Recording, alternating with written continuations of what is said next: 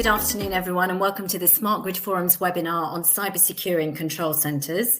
My name is Mandana White, and I'll be your host for the next hour. So I hope you have a very productive and enjoyable webinar today. And with that, I'd like to introduce to you our first speaker, who is Phil Tonkin, Senior Director for Strategy at Dragos. And Phil, we will be talking about market trends on this subject. So he'll be addressing the issue of the latest threat landscape trends and the implications for the control center. Hi, Phil, welcome. Thank you for joining us today. Excellent. Well, good morning, good afternoon, everybody. My name is Phil Tonkin. I'm a recent joiner to Dragos. I've spent the last 23 years working in the power industry. I've worked in electricity transmission, distribution, gas transmission and distribution, and have quite a lot of experience in the challenges and the implications of operating control systems and control centers, both centralized and distributed control centers at more localized facilities. So I just want to give you a little bit of my insight into some of the issues that I've had to approach in my previous career, and some of the ideas and concepts in how you can secure those things in the current threat landscape. So the control center is changing, in particular within distributed control centers. We have a very traditional set of controls and security measures which have been implemented over many, many years. The introduction of operational technology in control centers is not a new concept. Even the convergence of those facilities with IT and the connectivity is not a necessarily new concept to us in control center environments. But one of the things that is really really is changing is how we need to connect to the outside world. So in the traditional sense, we always had a significant amount of segmented infrastructure. We would have IT systems with a very clear boundary into things like demilitarized zones for the exchange of information into the systems that supported our control centers, the SCADA systems, the historians, the workstations associated with those things. And we were able to achieve a significant amount of resilience in these systems by having a lot of redundancy, sometimes operating multiple control centers at separate physical locations. We would be very careful to rehearse and to test what would happen in a scenario where you may lose one of those facilities, whether you lose the staff through pandemic, or you lose connectivity, or even lose the physical facility through a physical or a civil emergency. I'd say typically operators of this type of infrastructure have always rehearsed for a large number of potential resiliency events, including things like pandemic, which we've all had to live through very recently. So we're actually typically been very, very well prepared to deal with the management of these very centralized pieces of infrastructure. But also typically we've had to deal with a very limited number of connections. We've had interconnectivity between other parties, but these are often other parties that we have an equal amount of trust in. So this could be other transmission operators, other operators of infrastructure, usually of a similar size and scale, to ourselves, which means that we can often felt that we were able to establish that connectivity because both organizations that you're connecting to would have the same challenges if breached, and therefore you have a certain amount of trust that those vendors or those connecting parties would have to have similar controls to yourselves. But where are we going in the future? Within all sectors of energy, we are now reliant on more and more sources, distributed sources. These could be, instead of in the electricity industry connecting to 4 or 5 large companies that own generators, or connecting to individual power stations, which each would be worth hundreds of millions of pounds in themselves. Implementing very large pieces of infrastructure for connectivity was relatively straightforward. You would put in a private telecom service, you would put firewalls in, you would put in specific known pieces of equipment, often supplied by the control system owner or operator themselves. You're distributing your own RTUs to those sites.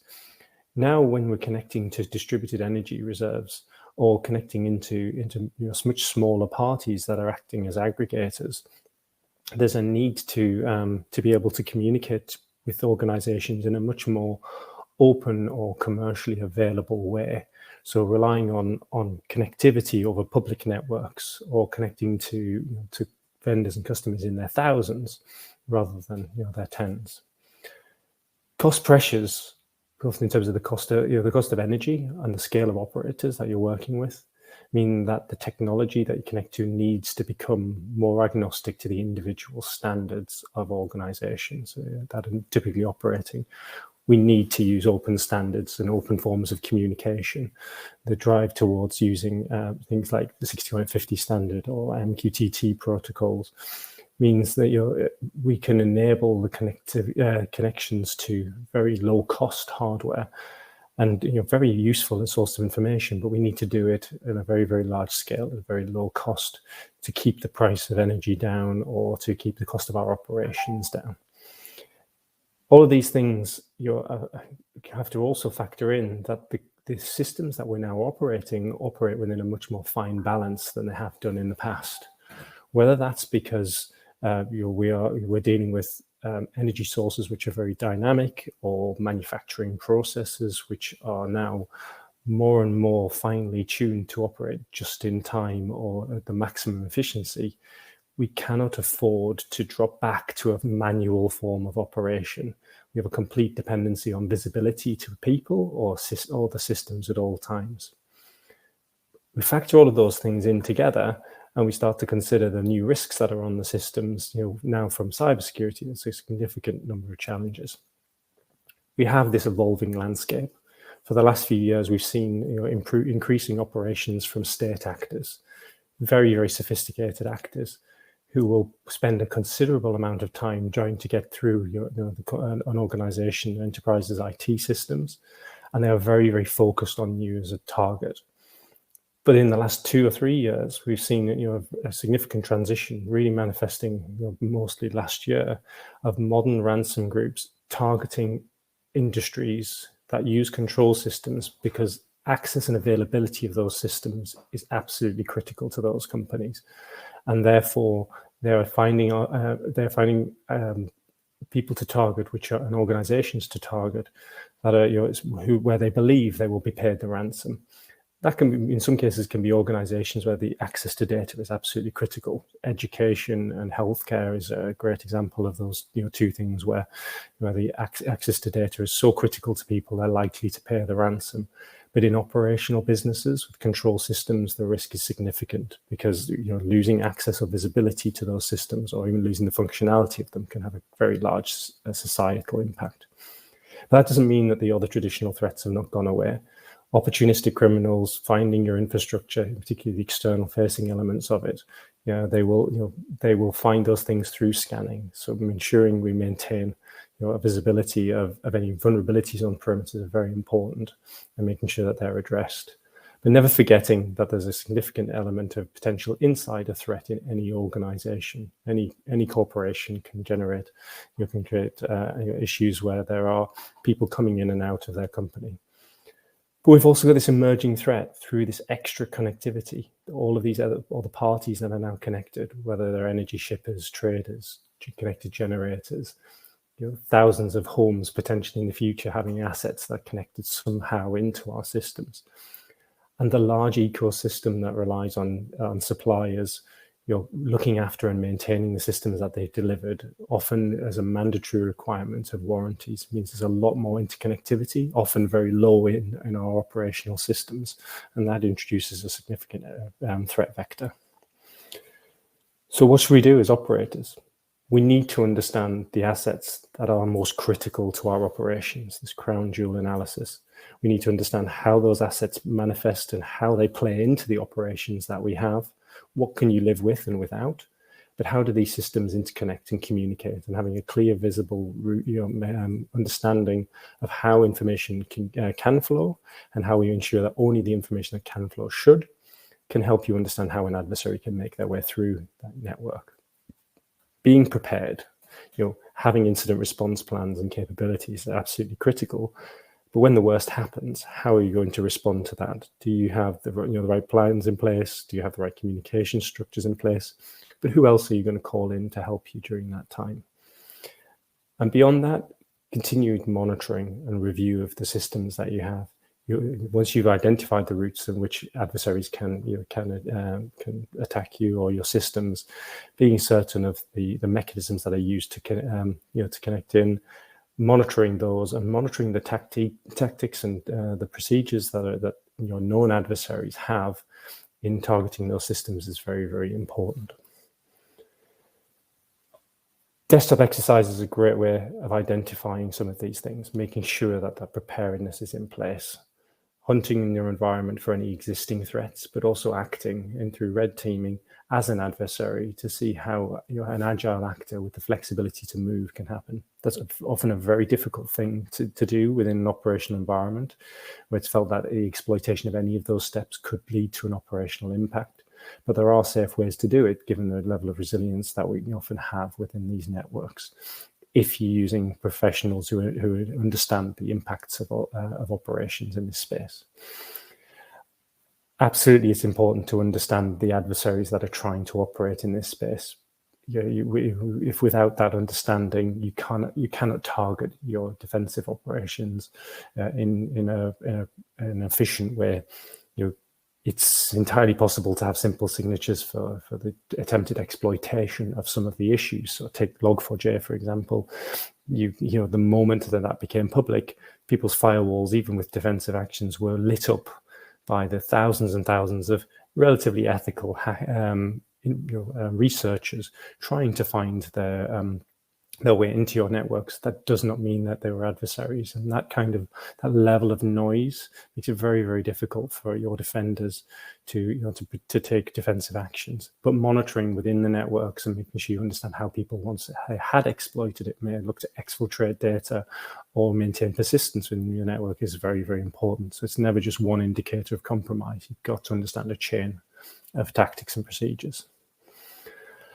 And just to close, I think we're in a very good position as control system operators because we already come from a position of trying to maintain resilience. It is not a bad news story working in cyber in this space. We're actually starting from a significant position of strength because resilience and clarity and crisis management is where most of us come from. Improving cybersecurity is obviously critical that we continuously maintain that, but it builds on those existing strengths that operators already have. Continually evolving is obviously incredibly important because the threats keep changing, the environment that we're operating in keeps changing, and so it's you have to continuously review the tasks that are there to do, and bear in mind that some of the things that we may want to do in this space take a lot longer than they may do in a traditional IT environment. And there are many organizations that understand that, but there are lots of things that can be done now. It may take years to modify your control systems to be fundamentally more secure, but that doesn't mean that it takes a lot of time to put together plans and procedures and recovery actions, should the worst happen, whilst you're making those improvements in a solid and reliable way. And with that, I will close my presentation and proceed to the next. Thank you. Thank you, Phil. That's fantastic. So any questions for Phil, please go ahead and put them in the Ask a Question panel now. And Phil, I'll ask you to take your seat back in the audience and we'll bring you up towards the end for the Q&A. Thank you so much. Right. Okay. Well, welcome, Peter. Hello. Hi there. So our next speaker is Peter van Leerde, who is the Chief Information Security Officer at Sibelga. And Peter's going to address the issue of the evolving risk to strengthen the power grid control center security posture from a user point of view. So Peter, thank you so much. If you'd like to share your presentation. All right. Thank you very much. Well, as stated, so my name is Peter van Lierde. I'm the CISO of Sibelga. Sibelga is the distribution network operator for electricity and natural gas in the 19 municipalities of the Brussels capital region. On the agenda, I have 4 topics. First of all, I would like to see how we can integrate the state-of-the-art cybersecurity within the OT environment and the industrial control systems. Talking about an effective cybersecurity awareness program and giving some thoughts about how to secure the remote access to the OT environment. And I will end with some conclusions. So what we see today is that actors, both cyber threat and nation state actors, as already said before, also are showing interest in critical infrastructures. I can confirm that because on our intrusion detection systems, we see hundreds of attempts on a daily basis. Another thing that what we see now is that more and more operational technology and attacks on it are in the news. And even there, the President of the United States recently mentioned that OT security should be a top priority. And the third thing that we see nowadays is that all vendors are starting to show or are showing already interests in OT. Even Microsoft is interested in that. So I could say that yes, we are targeted, but I guess that help is on its way, and that's what we are going to try to use. Now, one thing is clear, an OT environment is challenging. First of all, it's not the same as an IT environment. When we look in IT, we are trying to secure our crown jewels, our most critical information. And when we talk about an OT environment, we are trying to secure an industrial process, which is not completely the same. For this industrial process, it's also important that the physical system remains stable. The smallest action on an industrial control system can cause a huge impact. Think about a gas station where the pressure should go up and we have no possibility of interacting. That could endanger lives with deaths as possible. Nevertheless, as within IT system, I think visibility is most important. And when I talk about visibility, I talk about detection. Knowing what you have in your systems and how they behave is very important to detect what is normal and what is abnormal. And besides the visibility, you have to also have the ability to react or respond to whatever incident or whatever thing that you detect. Especially concerning the OT environment, I think when I look at the CIA triad, I think that integrity and availability are the most important parameters that should be emphasized. The confidentiality within an OT environment is less important. I don't say it's not important, but it's of less importance here. And again, as also for IT, I think within the OT you need to have a solid resilience plan. Look at the Ukraine electricity utility hack in 2015 and even more recent in the colonial pipeline hack in 2021. Without a solid resilience plan, we are lost in space. So when talking about this resilience plans, I would like to give some attention points. Let's say, first of all, you have to be able to disconnect whenever you are under attack or you have an issue. Make sure that you are able to disconnect everything from internet that is not needed. And for the things that have to remain on the internet, make sure that you have compensating controls in place and they also work as they should be. Another thing that's important is whenever you have an incident, make sure that you have a manual process for supporting you. Even if when your industrial control system is unavailable, you have to be sure you can manage your OT environment. Another thing, harden your system, that's in general. So make sure that you remove additional functionality that is not needed and that could induce risk or induce the attack surface area. As stated, make sure you have the visibility, know what you have, and know how the things work to make sure that you can identify systems that are needed, that are not needed, and that how they operate. Another thing is make sure that you have clear roles and responsibilities, that whenever there is an issue and you have to activate your resilience plan, that everybody knows what is expected from them and when, in a timely manner, so that there is no issue on that level as well. Another thing that is very important also in an OT environment is make sure that you have backup of your a golden copy of your resources. When I talk about golden copies, we talk about firmware, software, everything that is needed. Make sure that you have it all available, and for sure, make sure that it is tested and validated. That on the day of the issue, that you don't have to say, "Oh, sorry, my backups are there, but they are not working anymore." So as stated, make sure that you test your incident response plans. How can you do that? Conduct a tabletop exercise, including everybody that is involved in there.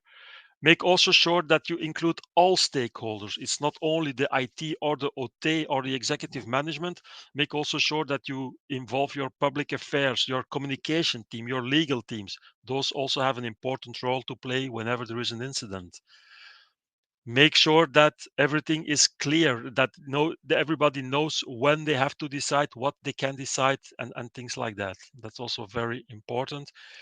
And ensure that your plan takes into account all a scenario that inclusive of tactics, techniques, and procedures, and partner with third parties or even colleagues for support. Especially in Belgium, the energy market is not that big, so we try also to contact partners in case of or colleagues in case of incidents, to make sure that we, if they have the same issue, that we can work on it together. That's also always interested. So another part that can support ourselves in getting this cybersecurity under control is an effective awareness program. Awareness is very important, but as stated, it's a never ending story. We need it for sure. We can't live without it, but we also have to make sure that we differentiate enough to keep people's attention. If you're always showing them the same video, or if you're always doing the same campaigns, at the end, people will lose their attention and will say, yeah, the security dudes are there again, but we have already seen that. What we try to do is organize different phishing campaigns. We try to organize password brute force attacks. We all try to organize USB stick campaigns. We present our people video content. For this, we also work together with our communications department. They are the specialists in communication, so let's try and use them and use their knowledge on that. And what we also try to implement is we have a kind of a mascot, a bunny, which we are using as a fil rouge in our different campaigns, so that whenever the people see that mascot, they know, oh, it's something from security, it should be important, and let's watch it. What we also try to do is specify the content for the awareness for different target groups. The risks for HR, finance, and especially OT environments are the same, but nevertheless they are different. So make sure that we keep that in mind as well. And very important within our awareness campaign, that is repeat, repeat, repeat. People forget easily, and it is proven that their vigilance gets away after 2 to 3 weeks. So we have to repeat all messages on a regular basis. And we also must keep our messages simple so that people understand. For instance, an example is in my email signature, I put the small icon there, think before you click. So this is always, I say it, an easy message that everybody understands. Now, remote control. Since we have points or access points in the 19 municipalities of Brussels, we have a lot of remote access and we need it. And what we are trying to do there is harden our network. We know that remote connectivity is for sure one of the attack vectors, so we have to prepare to protect them. And tools like Shodan, for instance, they're easy for us to use, but they also help attackers. And it's for hackers, it's easy to see what sites are protected and which ones aren't. Again, mitigating is always better than healing. So we try to reduce our external exposure as much as possible. And we remove access from networks that which we really don't need. So for protecting our remote access, we are using a virtual private network with strong encryption and multi-factor authentication. We also filter traffic. We only allow known IP addresses to make sure that nobody else can connect to them. And maybe simple, but patch your internet-facing systems. Patching is key in all security, but it's sometimes also difficult. And as said, we are still segmenting our network infrastructure, where we try to implement the Purdue model of as described in the IEC 62443. This is very important also in the OT and for getting a grip on the remote access. And as stated, we need detection and response. So we installed an intrusion detection system and connect as much as possible to it so that we see whenever there is something compromised, that we can detect it. And important in this is also, don't forget to review your logs on a regular basis. It's good to have all those systems in place. If you don't review the logs, then you're blind as well. And as said, have visibility. Know your assets, know what they do, how they should react, and how they should not react. And finally, keep the basics right. A simple advice, but sometimes not easy to implement as well. Make sure that all default passwords are replaced and that they don't remain somewhere in any system. The same with default accounts. Make sure that you remove them and that you are not able to use them. And enforce a strong password policy and change them periodically. It's also possible to see that where possible, and we have to make sure that the OT vendor does not withdraw his support, which can be the case. And as stated before, harden your systems. It's so important. And finally, also make sure that whenever you put security controls in place, that they work as they should be. It's not by buying some kind of license for whatever security control that you're secured. You also have to install them, and you have to make sure that the controls work as they should be.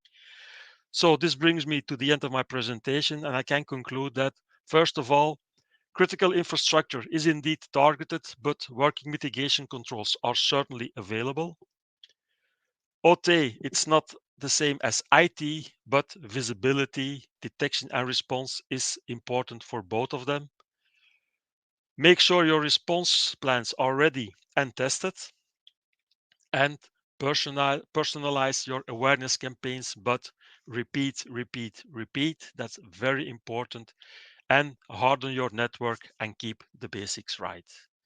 So that's about it from my side. Thank you very much for your attention. There we go. It's connected. Great. Fantastic. Great. Thank you so much. All right, Toby, I'll toggle off now. And if you'd like to share your presentation with us. Thank you very much. So, hello everybody, my name is Toby Lewis and I'm Darktrace's Global Head of Threat Analysis. I've been with Darktrace since about April last year, and that's really kind of a follow-on from over 15 years with the UK's GCHQ and the National Cybersecurity Centre, where I spent the vast majority of that time focused around threat intelligence, incident response, incident management. And I think for me, listening to some of the previous sessions, I really can't emphasise that last speaker's kind of point around, when you have an incident, it really is the whole of an organization. So you might as well get that in place when you're doing an exercise or tabletop exercises, whether that's from HR or legal or the finance teams. I don't think I've worked an incident that hasn't involved pretty much every different part of the organization. So worth definitely exercising those. So I'm here today to talk a little bit about kind of what Darktrace is currently doing in the sort of OT ICS space, and kind of reflect on some of the comments a little bit from the first speaker that talked about some of the threats that kind of we see as well. And I think, I mean, this is no great shock to any of you. I mean, ICS is a really complex environment. You know, quite often we're looking at technology that was first installed 10 plus years ago, 20 plus years ago in some cases, is probably at the far reaches of our network environment in terms of visibility. I remember working with a water company. And they had water treatment plants that were in the middle of mountainsides and hillsides that you could never actually access without some sort of a Sherpa to accompany you. So to actually get access from a technology perspective was nigh on impossible. I think it's also true that we've seen a significant challenge when it comes to that interconnectivity between IT and OT. And I completely reflect on and respect the points made earlier that they're not the same.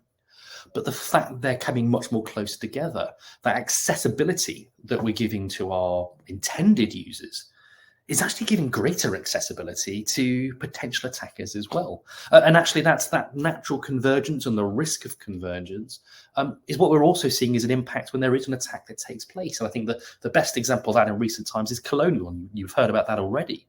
But the idea being is the ransomware attack they had on their network hit the IT part of the network. It didn't hit the OT side. So it hit the IT side, and actually it was actually an abundance of caution that they shut down the OT network itself. And again, just that interconnectivity, that interplay means that the OT environment doesn't have to have been directly targeted to have been impacted and brought down as a result. So again, really, really interesting in terms of that interactivity there. And more generally, when we look across at the cyber threat landscape, what is it that we actually see? I mean, you know, I can't go anywhere without saying the word ransomware. That has been the bane of my life since WannaCry, and it's, you know, got even greater since now.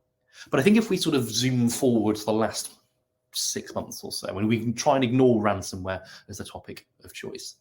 And I think what's really interesting is how we've seen that vulnerability exploits marketplace really change in terms of how attackers are able to gain access to environments. And I think there's two aspects in there. The first is that's the role of the state-sponsored actor, whether we're talking nation states or otherwise, in that in what might be traditionally seen as a threat group that would be highly targeted, highly surgical, and I'm not saying they're not doing that anymore, but what we're starting to see now is elements of those threat groups where they're much more willing to just smash the internet, to spread their wings far and wide, to cast the net as broad as they possibly can do. Get a first sort of foot in the door of tens of thousands of networks based on a really pervasive vulnerability, and then go through bit by bit to work out, well, actually, is that an organization of interest to us? Could this be used as a jumping off point to target somebody else? And so this massive sort of opportunistic approach that arguably you would say was the tradecraft of maybe ransomware actors or cybercrime actors, we're seeing state-sponsored actors do it as well, and we saw that with SolarWinds, and we saw that with Hafnium, and we've seen that you know, even as recently as Log4j, where you're seeing this mass sort of large net being cast. And I suppose from sort of the industrial control systems perspective, from an OT perspective, and we think about that threat profile, you know, when we think about our risk management, how are we going to balance all of the sort of competing demands on our cybersecurity budget? Suddenly, you know, if you were quite willing to write off the idea of a nation state attack because, well, why would we be targeted? Okay, there's other reasons why that might be maybe not necessarily the right route to go down. All of a sudden, you have to consider yourselves as a potential for collateral impact or collateral damage just because of this approach to just to spread the vulnerabilities far and wide. I think the other aspect that's interesting with the use of vulnerabilities that we're seeing at the moment is a real focus when it comes to targeting not client-side vulnerabilities, so your Office documents, your PDF parsers and that sort of things, which was arguably what we saw post-2010 onwards, but actually a sort of almost a complete loop back to the pre-2010 world, where it was those internet-facing server-side vulnerabilities that became the focus. So when we're exposing elements of our infrastructure to the internet, and that might be because of COVID, because of the pandemic, and we want to give our staff better access to the environment. Maybe there's web control panels or UI dashboards for our OT platforms, exposing that to the internet. It's going to be running some form of software, and the question is at what point is there going to be a vulnerability in that platform that is just going to be compromised purely opportunistically? And particularly when you look at something like Log4j, where that was such a pervasive software component that many end users wouldn't have even known that they had Log4j installed in their environment, let alone the power and authority to update it or change the configuration of how it was being used. And so the risk always is that you expose more stuff to the internet, and it's the challenge is then making sure that it remains as up to date and as patched as you possibly can do. We've started, from a Darktrace perspective, we've always been kind of very keen to focus on AI, the use of artificial intelligence from a cybersecurity perspective. I think a real interesting kind of development we spent some time looking at even recently is around offensive AI. And actually, what's the real focus? Where's it going? What are the examples that we're starting to see? And generally speaking, when we think about AI, we think about sort of machine learning. Many of the advances that we tend to see are a real focus around mimicking the human, and not mimicking human behavior, but mimicking humans in terms of how they look, how they respond, how they talk, how they write emails, that sort of side of things. And so actually the real power for AI when it comes to being used as part of a cyber attack is not just about automating an attack, fine, but about improving, for example, the level of social engineering. And there's certainly examples that we've handled where we know that the phone call that was made came from an automated AI, yet it still got through the IT help desk. Or it might be that the emails that were sent were based on using machine learning over real emails from that environment to improve the level of social engineering when it came to targeting the real focused C-suite of that organization to get that success it needs. And I think the challenge is with AI more generally is it's that machine learning component. It's the ability for it to continually evolve, continually learn. And so it's able to develop and find success with a specific attack pathway. Even if human manual users aren't using it, then that's a great opportunity for it to try and exploit, and it will continue to go down that pathway of learning more and exploiting more as it goes. And I think this is where we sort of generally start to speak about the general approach of Darktrace anyway, and that comparison in terms of much more legacy tradecraft, as we call it. Now, I come from an environment that one would argue is in that legacy environment. I have spent years with IOCs and the threat intelligence, creating signatures and rules, looking for known bad activity that we see in organizations and networks. And I suppose the challenge is that that's always retrospective. It's always a case of what's happened in the past. It's hopeful in some respects that the threat actors aren't going to evolve, aren't going to change. I suppose the other challenge with that as well is somebody has to be the first victim. There has to be somebody else that gets compromised first, that everyone else sort of pores over and examines the entrails of what just took place so they could learn from and hopefully defend against that in the future. And I think that's why from a Darktrace perspective, where we've sort of really exploited that self-learning AI, is that actually we don't really look at the threat actors in that level of detail, or certainly not to the point where we then use that as a mechanism of detecting bad, is that we learn our customers' networks. And I think that becomes really important, particularly in the OT environment, because OT networks are, let's face it, weird. They're complex, they're confusing. You've got parts of the IT, parts of the network estate that doesn't behave like a standard office environment. It doesn't behave like a standard office laptop. And so if you're deploying traditional security tools in that environment, you'll know as much as I do that you can't just buy a traditional IT antivirus product that just also works in OT as well. So having that ability to be able to flex to the environment, in some respects, regardless of the structure of it, regardless of the technology stack being used, is one of the real big advantages of going down that self-learning AI approach. And certainly from my perspective, where we've had some real success with a lot of our customers that are very strong in their OT environment. In fact, one of the first Darktrace customers was a large sort of power station, power energy provider. And looking at their OT environment was a big reason why we started doing a lot of what we're doing now. I've already sort of touched on this idea of self-learning AI, and I think it's really important in terms of kind of how we do that. It's not just a case of that thing spoke to that thing, but actually making sure that we've got much more underlying, deeper technical understanding of what's going on. And so from an OT perspective, spending time to really understand the network topology, the network protocols that exist between those various devices on your network. Because then instead of just saying that box spoke to that box, we can also start to understand, well, is the method in which they spoke usual or unusual? Have they started? Has there been an increase in the amount of commands going back and forth over Modbus? Has all of a sudden this box over here, which has only ever been using one specific protocol, has now started to use some sort of backward compatible technology that's we wouldn't expect it to, and maybe that's worth looking at. Is someone trying to exploit some degree of backward compatibility? And I think that's a really valuable tool to be using, and it means that from a deployment perspective, helps avoid having to get the end user to really configure that end user environment to suit their specific version, rather than allowing the AI to learn it as it goes. And as I said, and that's where we get to Darktrace for industrial, which is effectively trying to bring together all of the different Darktrace elements that we think will work really, really well with that OT and IT environment. And as I said, because it's using that self-learning AI, its ability to effectively customize itself without needing acres and acres of customization, manual configurations. There's still the option to do that if you want to, and to apply additional tagging and models that work in certain parts of your environment than others. But the real benefit is it doesn't need to do that to still really catch some of those advanced and really novel threats that actually may exist before the existence of signatures and rules to catch it in the first place. And I want to leave you on at least one example. And we've spent a lot of time working with 5,000-6,000 different customers globally. And each one of those, we get to see how their unique environment really plays with Darktrace and how Darktrace is able to protect them in their specific consideration. And I think the one that I've drawn out here is this air conditioning unit. And okay, I appreciate this isn't in power generation, but arguably some of the technologies here are largely irrelevant. It's more the network protocols involved and the role of the function. And you've got this air conditioning unit, and there's a similar one that I've worked on recently as well. I think it was an oscilloscope in a test lab.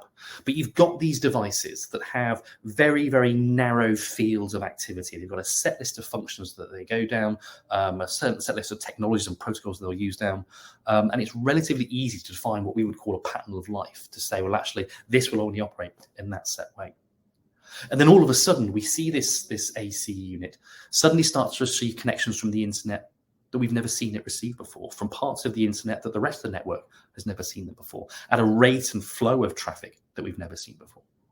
And again, all of this without knowing that that IP address was bad or good or otherwise, without knowing that the network traffic that AC unit was receiving was basically an exploit attempt against the web control panel. We automatically knew that that was unusual, that was strange, that was weird. And from that perspective, we were able to then flag up to the utility organization that was running that unit to go, that device is under some degree of unusual activity and worthy of investigating. And so certainly from my perspective, I think that's a particularly really good demonstration that you can take these devices that are potentially really unusual in terms of any other network in the world, and Darktrace learns what it does. Darktrace learns what is normal for that device. And as soon as it starts behaving outside of that, is able to respond and really help us out with it. And then the last slide is your standard marketing slide. But thank you very much. I'll take any questions you guys might have. Thank you. Great. Thank you so much, Toby. Get Peter back up as well. And we've got quite a number of questions here, so it's going to be an interesting discussion. Fantastic. 3 great presentations. Thank you so much. Okay. Right. Peter, thank you for joining us. So let's start with the first question, which is actually for Peter. And the question is, for which use cases should a DSO SCADA be connected to the internet, Peter? Well, the things that you recently, there are several use cases. One of them is for sure remote support that we get from the vendor where we need.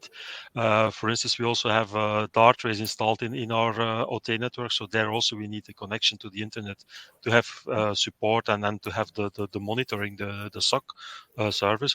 But we also have internal needs. We are testing at the moment the mobile SCADA, so where the people with iPads or iPhones are getting on the field, where they have to access the SCADA system to take action. So there are different use cases where we need internet connectivity from our SCADA systems for sure.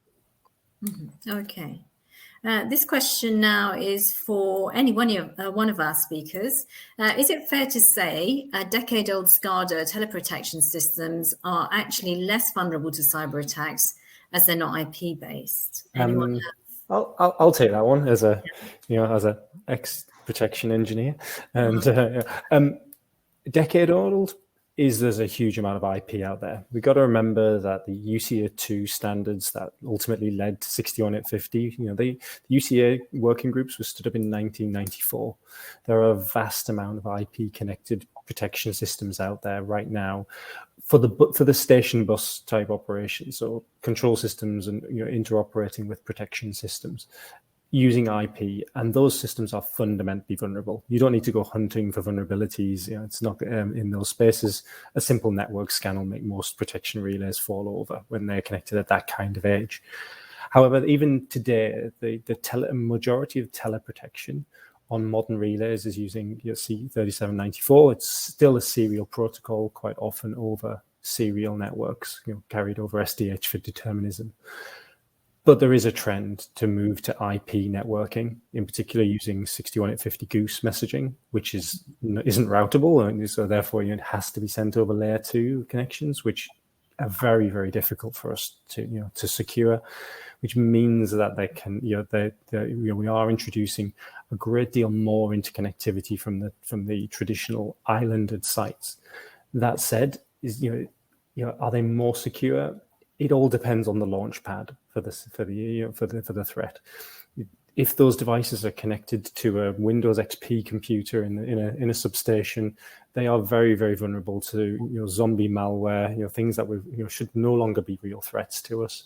So probably much more at risk from accidental or negligent threats. But at the same time, if those systems for efficiency ultimately get connected up into IT networks, because efficient operators need that level of data to start to make their operations more effective, then they are going to continue to be exposed. Modern devices, which understand the requirement for security, can actually be a lot more secure and connected to an IP network than maybe a 10, 15-year-old device. But nothing's more secure than electromechanical protection relay. Okay, great. Anything to add to that?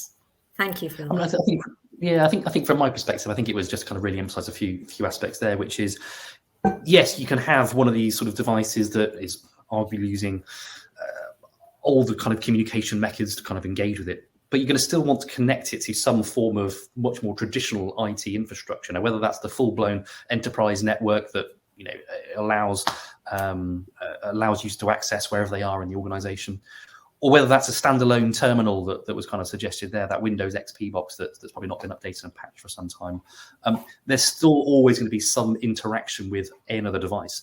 And in some cases, it doesn't necessarily need to cross that divide to jump into the OT world to cause an impact. Even just taking out some of those management terminals is good enough to kind of cause that real world impact. Suddenly, that industrial control system is no longer receiving the command and control information it needs to operate, or it can't send back the alarms and alerts that maybe something's going wrong. So, yeah, that cyber attack against the OT environment is just as impactful through disruption as it is actual compromise.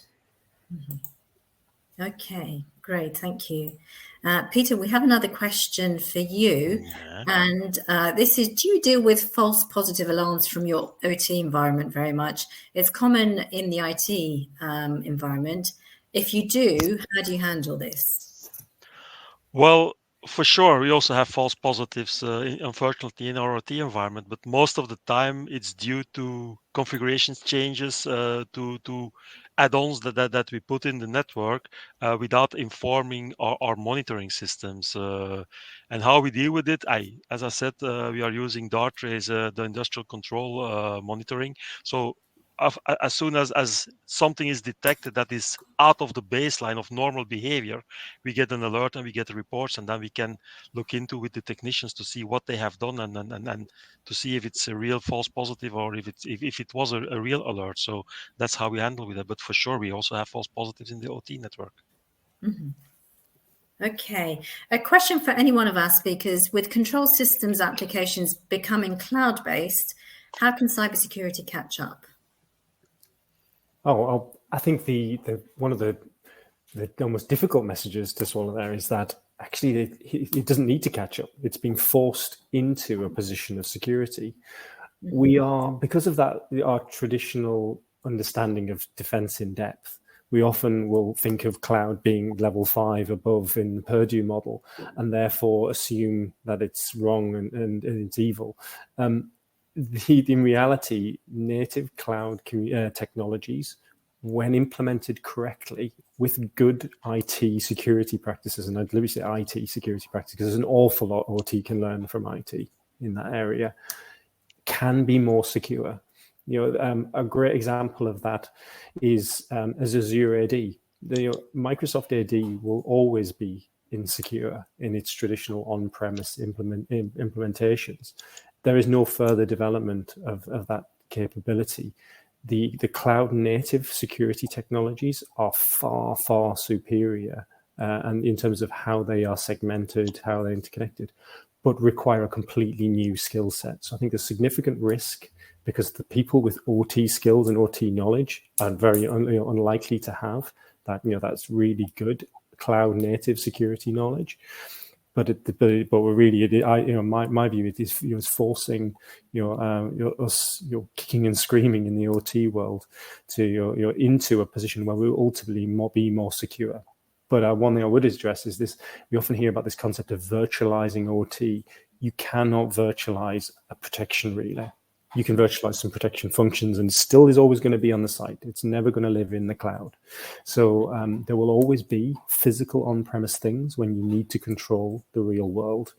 So there will always be an RTU or a protection device out on site, because you cannot rely on your logic being outside of the detection device. It's hard enough in a digital substation to do it between a merging unit and a relay doing that, ID doing that calculation, just the other end of an Ethernet switch. So yeah, I think it's potentially a great thing, but it's going to take a long time for us to make sure that we don't make that jump before the skills gap is bridged. Okay, great, thank you, Phil. Any other thoughts on that? Well, I think, as I stated also in my presentation, that as long as we have the needed visibility, that we are able to detect and respond to whatever is coming, I don't see a big issue if it's cloud or on-premise or wherever the solutions are located. But you need to have the visibility. That's for sure. And for me, that is so important. If you don't have this visibility, you're running blind, and then you're doomed for failure. So that is very important. Okay. I think from my perspective, I think it's just sort of going back to that comment that Phil made at the start of that, which is recognizing that, as OT looks to incorporate more IT related features and functionality use of the cloud, well, actually, what can OT do to learn from kind of IT's experiences in that world and learn from cybersecurity? I mean, we saw back when Office 365 became a really big thing back in, 2013, 14, 15, something around then. Suddenly you had all these organizations was pushing all of their office processing into the cloud, but didn't change their security profile whatsoever. So you were an organization that had a traditional on-prem environment, and there was an element of, by being physically in a building, that afforded you some degree of security. That afforded you the fact that you had to swipe and chip and pin to get in the building itself. You had to sit down at an official terminal to get access to the Exchange server. Then by suddenly launching it into the cloud, realizing that, well, actually, you can't just have the same authentication mechanism, the same username and password that you had for on-prem to still be perfectly fine in a cloud environment. And I think because of that transition now and the fact that cloud, let's go, okay, we can't just treat it the same as on-prem from a security perspective. When we are seeing that OT, IT convergence and more of those control planes moving into the cloud, it's drawing on those experiences of what IT went through 5-6 years ago in that migration to cloud as well, in terms of transactional monitoring, multi-factor authentication, all these sorts of things, rather than just saying, here's a login pane, have at it, because that will get targeted. Okay, great. Thank you. Peter, another question for you. What's the typical frequency to test adequacy plans against attacks? Would you say once a year, twice a year, or what would you suggest? Well, I would say as much as possible, but it has to remain feasible as well. So what we do within the company, we have every year we have at least 2 disaster recovery weekends planned up front, in which we can test the plans that we have. So we do it twice a year, or we plan at least to do it twice a year. Mm-hmm. Okay, another one for you, Peter. The role of operations centers today is no longer limited to power system control, but to many other tasks. This creates an environment of interconnection between the OT and IT environments, and in some cases, the web. This convergence creates activities between teams from different areas that previously worked independently. How will we manage the technological convergence and coordination of these teams while maintaining the expertise and different focus needed in each area? Well, that's a huge question.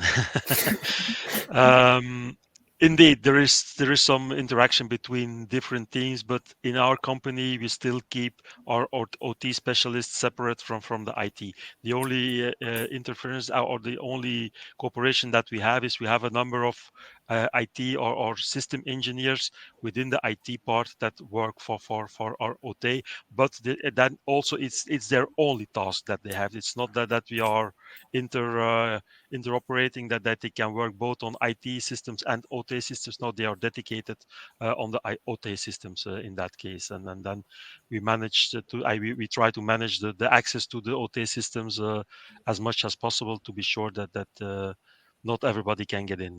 So that's how we try to manage cooperation between different teams, but it's limited from our side.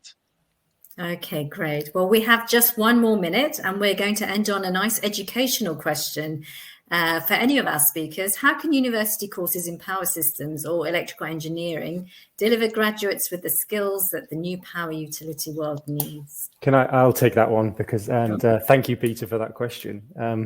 My response to that question was going to be, actually, there are some great universities out there that are absolutely focused on this. And I was going to call out the great work that Peter had done, and then so he'd asked the question. So,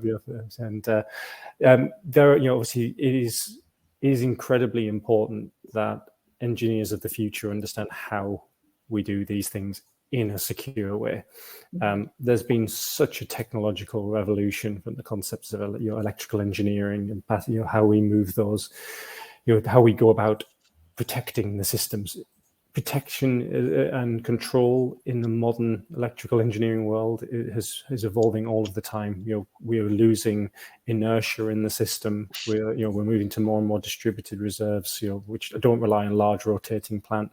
So there are new electrical concepts that engineers have to think about, but at the same time, we're using technology to solve those. We need a breed of engineers who are technologists, who have an understanding of IT. I think it's ultimately going to be, we're going to have to recognize that there will be a need for specialism, and that that some people have to appreciate that cybersecurity needs to exist.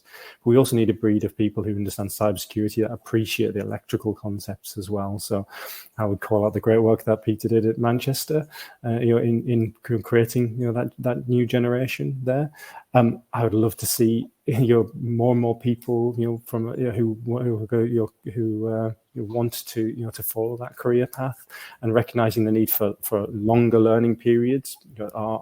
As employers, we need to recognize that the value of master's degrees and PhDs when typically the jobs market, people are ready to jump on straight after a bachelor's degree rather than staying on to do that 6 or 7 years of learning. So I think as employers, we need to endorse that ourselves and make sure that those career paths require that level of experience. Great. Okay. Well, we're just in time. Thank you all so much. Phil, Peter, Toby, thank you for your presentations. Thanks to our audience as well for asking such great questions and keeping the conversation alive and vibrant. And our next webinar is at the last Wednesday of February, and the subject is going to be Cybersecuring Communications Networks. So I hope to see you on the platform again then. Thank you all very much and have a great day. Thank you. Bye-bye. Thank you. Bye. Bye-bye. Thank you so much for watching. I hope you found this video insightful and enjoyable. We post new Smart Grid related videos every Friday at 12 CET, so please go ahead and subscribe and let colleagues in other departments and peers in other organisations know so that they can benefit too. We welcome your feedback, so if you have any comments or questions, please feel free to post them below. Thanks again and have a great day.